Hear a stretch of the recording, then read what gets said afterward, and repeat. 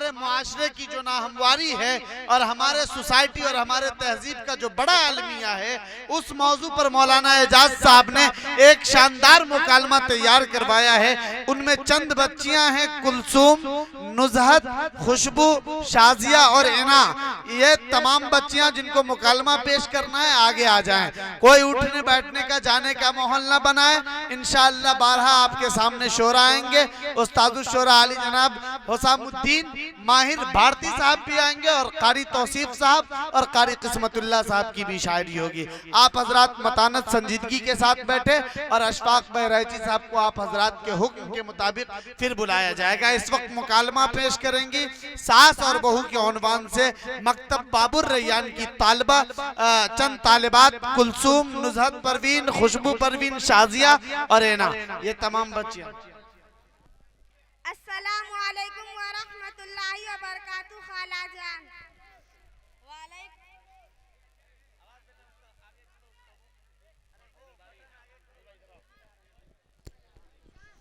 वालेकुम अस्सलाम व रहमतुल्लाहि व बरकातुहू। बेटी खाला जान, तबीयत वगैरह तो ठीक है? हाँ बेटी, मैं बखैर हूँ, अल्लाह का लाख लाख शुक्र है। खाला जान, अब तो आराम मिल गया होगा, क्योंकि घर में जो बेटी की शक्ल में एक बहू आ गई। और हाँ बेटी, मुझे कितना आराम मिल रहा है।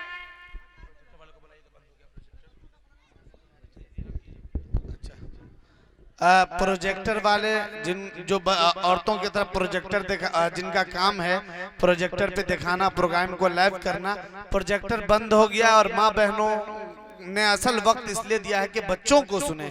आप बगैर किसी ताखीर के जस्ट वहां पहुंचे और प्रोजेक्टर स्टार्ट करें। प्रोजेक्टर वाले तक अगर मेरी आवाज पहुंच रही हो, इमीडिएटली आप वहां पहुंच के जल्द से जल्द आप प्रोजेक्टर को शुरू करें।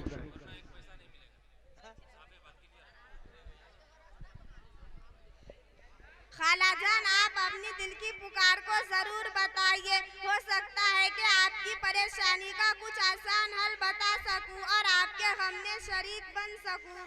क्या बताऊं, जब से ये मेरे घर में आई है तब से मेरा जीना हराम कर दिया है। हर वक्त अपने कमरे में घुसी रहती है, कोई चीज मंगवाती हूँ तो आनाकानी करती है। बस बेटी, मैं हद से ज्यादा परेशान हूँ अपने बेटे और बहू से, क्योंकि वह जब से घर में आई है तब से चैन और सुकून की एक रोटी नसीब नहीं हुई। सिर्फ अपने मैके से आने वाले अफराद की खूब खातिर तवज्जो करती है, लेकिन इसके अलावा किसी को भी जर्रा बराबर इज्जत नहीं देती, यहाँ तक कि मेरे बेटे को भी नहीं। उल्टा घर में सब पर हुकूमत चलाती है। अगर गलती से एक लफ्ज जबान से निकल जाता है तो 10 बातों से उसका जवाब देती। इतना ही नहीं बल्कि मेरे बेटे को मुट्ठी में कर रखी है और उसकी कमाई का सारा माल अपने मैके वालों को भेज देती है। और मेरा बेटा भी हर वक्त अपनी बीवी की तरफदारी करता रहता है। बहू और बेटा एक साथ मिलकर मुझ पर टूट पड़ते हैं और इस जन्नत नुमा महल को खंडर और सुनसान जंगल में बदल कर रख दिया है। अस्सलामु अलैकुम व रहमतुल्लाहि व बरकातुहू। वालेकुम अस्सलाम व रहमतुल्लाहि व बरकातुहू। और बताओ, तुम कैसी हो? अल्लाह का शुक्र है, मैं खुदा के फजलो करम से ठीक हूँ। और आप कैसी हैं? हाँ, मैं भी ठीक हूँ, अल्लाह का शुक्र है। आपके चेहरे पर खुशी नजर नहीं आ रही है। चेहरे पर कैसे खुशी नजर आएगी जब जिंदगी में सुकून ही नहीं है। क्या हुआ, क्या परेशानी है आपके साथ? आपकी तबीयत तो ठीक है ना? तबीयत तो ठीक है, पर क्या बताऊं, घरेलू टेंशन ने मेरे दिमाग को मफलूज कर दिया है और चैन और सुकून सब खत्म हो गई है। सोचा था कि शादी के बाद अपने माँ को छोड़ दूंगी तो मुझे सास की शक्ल में माँ और ननद की शक्ल में सहेली मिलेगी, लेकिन मेरी सास के रवैये ने मुझे बड़ा उलझन में डाल दिया है। जब देखो तब नौकर और गुलाम बांदियों की तरह डांटती रहती है। जरा सी गलती हो जाती है तो मेरे ऊपर पहाड़ टूट पड़ता है। मेरी उस घर में इतनी भी इज्जत नहीं है कि मैं अपनी मर्जी से कोई एक काम भी करूं। खुदा न खास्ता अगर कोई काम सास के खिलाफ हो भी जाती है तो फिर पूछना ही क्या, फौरन औरतों की एक महफिल सज जाती है। मेरे घर में मेरे साथ पुश्तों तक को घेर कर रख देती है। मेरी ननद जो है वह मेरे शौहर से हर वक्त उल्टी सीधी बातें लगाती रहती है, जिसकी वजह से मेरे शौहर मुझसे अक्सर नाराज ही रहते हैं। क्या करूं, मुझे कुछ समझ में नहीं। सबर करो बहन, अल्लाह सब ठीक करेगा। क्योंकि अगर आपने किसी ऐसी मुसीबत और परेशानी पर सब्र किया है जिसमें आप बदला लेने की पूरी कुदरत रखती है, लेकिन खुदा के वास्ते सब्र कर लिया, तो अल्लाह फरमाता है इन्नल्लाह युहिब्बुस साबिरीन, के बेशक अल्लाह सब्र करने वालों को पसंद फरमाता है। हज़रत उम्मुल मोमिनीन आयशा रज़ी अल्लाह ताला अन्हा फरमाती है, रसूलुल्लाह सल्लल्लाहु अलैहि वसल्लम ने फरमाया, जो मुसीबत भी किसी मुसलमान को पहुंचती है अल्लाह ताला उसे उसके गुनाह का कफ़ारा कर देता है, हत्ता कि एक कांटा भी अगर जिस्म के किसी हिस्से में चुभ जाए। और हज़रत अनस रज़ी अल्लाह ताला अन्हु से रिवायत है, रसूलुल्लाह सल्लल्लाहु अलैहि वसल्लम ने इरशाद फरमाया, आजमाइश जितनी सख्त होती है उसका बदला भी उतना ही बड़ा मिलता है। मेरी माओ और बहनों, अभी आप लोगों ने सास की परेशानियों को सुना और बहू की परेशानियों को भी सुना। दोनों ही बातों को सुनकर ऐसा लग रहा है कि दोनों हक पर है, दोनों एक दूसरे की सताई हुई है। बात कुछ नहीं है, दरअसल मसला ये है कि सास ये चाहती है कि बहू मेरी नौकर बनकर रहे। सास जब ये देखी है कि मेरा बेटा अपनी बीवी से ज़्यादा मोहब्बत कर रहा है तो सास को बेहद दर्जा तकलीफ होती है और सोचती है कि बेटा कल तक मुझसे मोहब्बत करता था, लेकिन आज यकायक इसका उल्टा कैसे हो गया। इसीलिए इसको हमेशा ये डर रहती कि कहीं मेरे बेटे को अपने कब्जे में न कर ले। इसी वजह से सास अपनी बहू की बुराई, शिकायत, गिबत अपने बेटे से करती रहती है ताकि उस पर से मोहब्बत को कम कर सके। सास और बहू की लड़ाई की एक बड़ी वजह यह है कि सास ये सोचती है कि बेटा जो कुछ कमा रहा है वह सारा का सारा मुझको ला कर दे। बहू ये सोचती है कि शोहर जो कुछ कमा रहा है वह सारा का सारा मुझको ला कर दे, फिर मैं जिसको चाहूँ जितना चाहूँ दूँ या ना दूँ। यूँ बाज़ औरतें अपनी बहू पर इतना जुल्म करती है कि इनको कैद करके रखती है। इनको अगर फ्रिज या कहीं पर्सनल जगह पर कोई चीज़ रखी है तो इसको खाने के लिए अपने सास से इजाज़त लेनी पड़ती है, फिर तो इन घरों में लड़ाई का होना जरूरी है। सास ये सोचती है कि बहू मुझे अपनी माँ समझे, लेकिन खुद वो ये नहीं समझती है कि मेरी बहू मेरी बेटी के तरह है। अगर ये समझ ले तो घर में लड़ाई ना हो।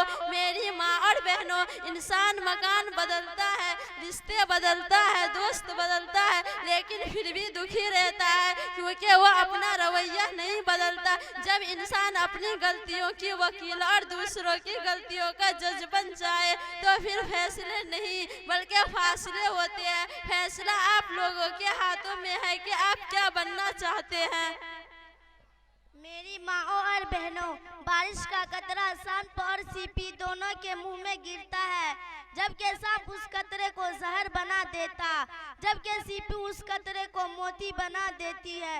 इसी तरह अल्लाह ज़बान सबको देता है, कोई जहर उगलकर पस्त रह जाता है, कोई मोती बिखेर कर बुलंद हो जाता है। और जो बहुएं होती है वो अपने सास को अपना दुश्मन समझती है, जबकि बहू को ये समझना चाहिए कि अगर मेरी सास मेरी दुश्मन होती तो वह मुझे अपने घर में लाती ही क्यों। जब उसने मुझे अपनी बहू बना ली तो वह मेरी दुश्मन नहीं बल्कि मेरी मुहसिना है। उसका मेरे ऊपर एहसान है कि उसने मुझे अपने बेटे के लिए बीवी के तौर पर मुंतखब किया। और मेरी सास नहीं बल्कि माँ है। और बहू को ये भी सोचना चाहिए कि मेरे आने से पहले ये हंसता फूलता घर था, माँ थी, बेटी थी, बेटा था, आपस में सब प्यार मोहब्बत से रह रहे थे। मेरे शौहर को मेरी सास ने कितनी मोहब्बतों से पाला होगा।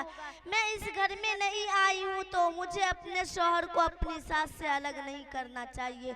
और बहू को ये भी सोचना चाहिए कि मेरे खाविंद के लिए अल्लाह ने मेरी सास के कदमों के नीचे जन्नत बनाई है। जब बहू ये समझ लेगी तो यकीनन वह माँ बेटे की मोहब्बत में कील नहीं ठोकेगी, बल्कि बहू का ये अमल सास और बहू में मोहब्बत पैदा करेगी। देखिए, बहू भी यह सोचती है कि सास मुझको अपने बेटे की तरह माने, लेकिन कोई सास को अपनी माँ की तरह मानती? अगर सास अपनी बहू को अपनी बेटी की तरह माने और बहू अपनी सास को अपनी माँ की तरह माने तो कोई झगड़ा ही नहीं। बाज़ औरतें अपनी बहुओं से इसलिए नाराज रहती है कि उनका वक्त पर खाना नहीं मिलता। बहुएं बहुत होशियार होती है, अपने खाविंद को अपने कब्जे में कर लेती है, उसके बाद सास को एक गुड़िया समझकर कोने में पड़ी रहने देती है। ये चीज़ इंतहाई बुरी है। शरीयत ने सास को माँ और ससुर को बाप का दर्जा दिया है।